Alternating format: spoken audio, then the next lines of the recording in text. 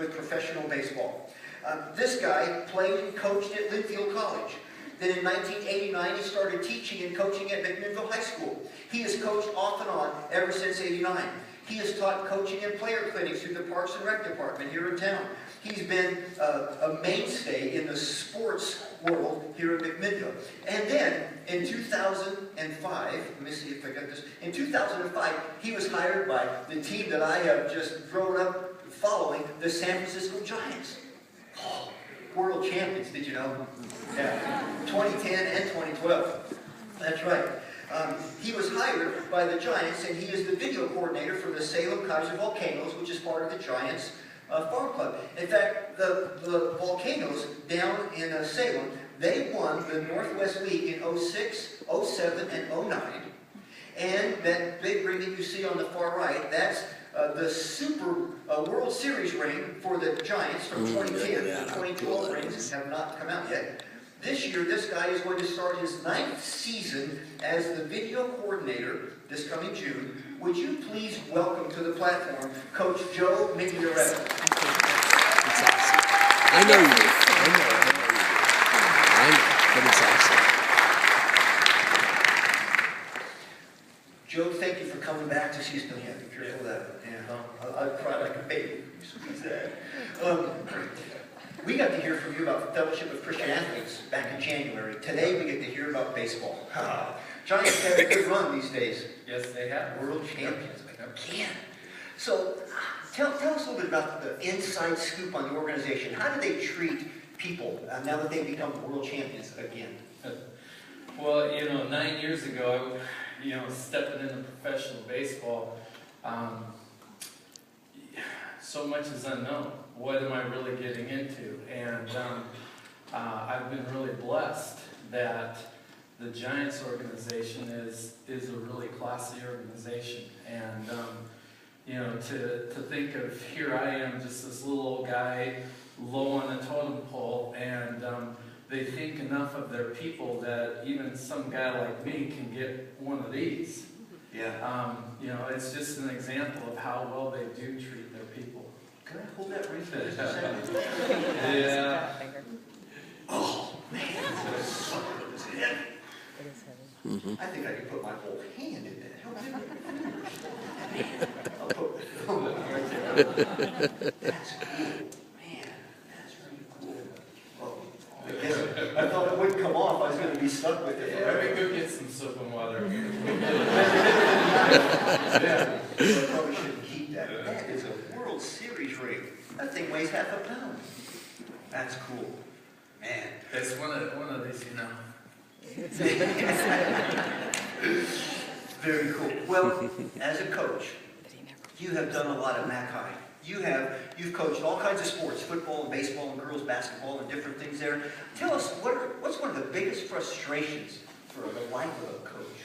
Well, I think the most frustrating thing is failure.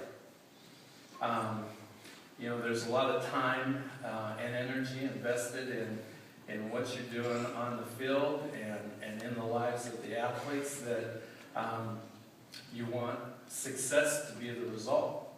And of course, when there isn't success, that's where people get frustrated. Players get frustrated, coaches get frustrated. In high school, parents get frustrated, and then all that pressure, and that's when people lose jobs.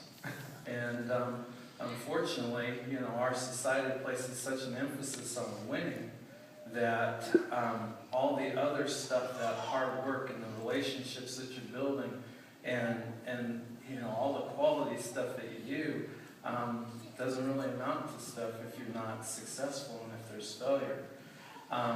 As a coach, when you do invest all that time and energy, you want to see it pay off in the game with the players. And so when a player, baseball unfortunately is a sport that revolves around failure.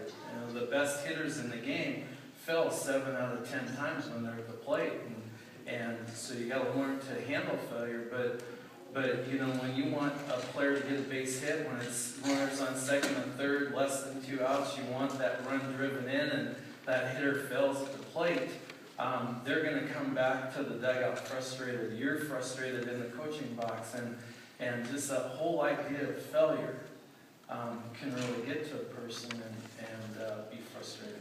It's a good thing that we never experience failure in a Christian life, huh? Oh, yeah, right. Yeah. That was a little tongue-in-cheek, in case you're wondering, in case you think you've got it all figured out. You mentioned to me when we talked this last week about the difference that sometimes passion. The coach has a level of passion, and sometimes the players don't match that. Talk about that for a minute.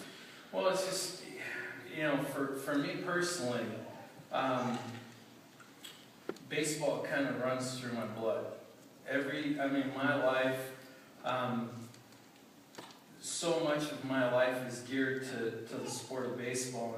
And in fact, my wife hangs a sign every spring, "This marriage is interrupted due to baseball season."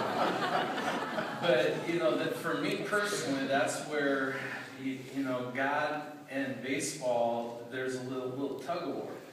And it's a real challenge for me. So for me, it's very easy to be passionate about the game of baseball. And one of the things when you're working with young kids, there might not be that same level of passion for the game. And so when you're willing to spend extra time and go through some extra work and hit a few more ground balls or throw a few more pitches in batting practice, the kids could be checking out, ready to pack up their bag and head for home, because there's other things in their lives that are just as important as baseball or more important than baseball. And what's really special is when you do get those players that are as passionate about the game as you, that's a special thing. And when that happens, it's awesome. And those are generally the players that go up to the next level. Yeah, because passion drives. Mm-hmm. Passion brings excellence. Mm-hmm. I know that you are as committed to Christ as you are to baseball. I would hopefully just at least a tad more. Mm-hmm. But how do you marry your passion with Christ and your passion for the game and your coaching of players? Well, I think one of the scriptures that became very important for me was Colossians 3:23. Whatever you do your work heartily as for the Lord rather than for men. And it just was a reminder to me that what I did as a coach, it wasn't to please me, it wasn't to please the people around me, it was to please my Heavenly Father.